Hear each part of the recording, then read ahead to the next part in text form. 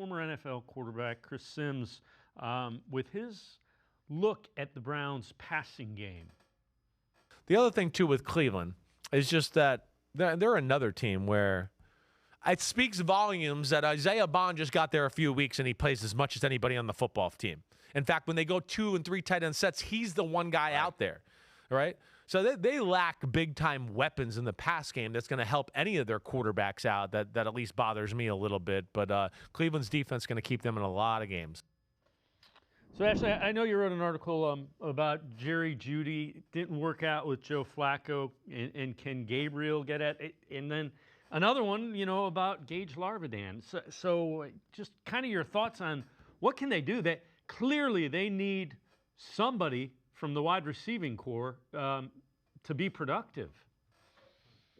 Yeah, I actually really agree with that clip. I've been saying since Isaiah Bond got here and we saw how much they're throwing at him, that kind of speaks to where the room is at. Because again, it's a rookie who, for off the field reasons, missed most of training camp. And now they are expecting this to be like a key part of their offense. Like any other team in the National Football League, I don't know that Isaiah Bond would have become such an integral part of their offense so quickly, just in terms of giving a rookie time to get up to speed, who probably needs it.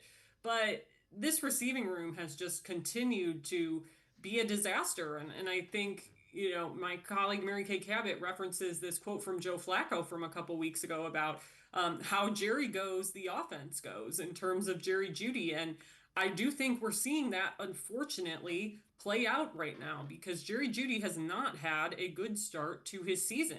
Entering this week, he was tied for number 2 in the NFL with 4 drops already. He had another obviously big drop yesterday against the Vikings.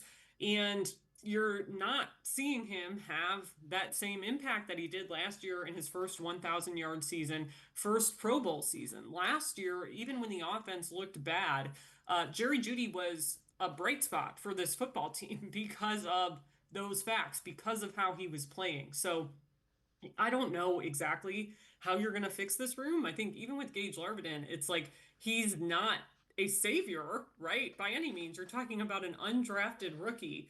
But him, Malachi Corley, these guys they brought up, they need something. They need to try to find some spark. So I think right now it's going to be really important for those kind of guys at the bottom of the depth chart to do your job when you're out there, not drop passes, not turn the ball over. But it's tough, and I don't know exactly quite how to quote unquote fix where they are right now. Like, is this just a weird stretch? Is it some kind of slump Jerry Judy's going to be able to work himself out of?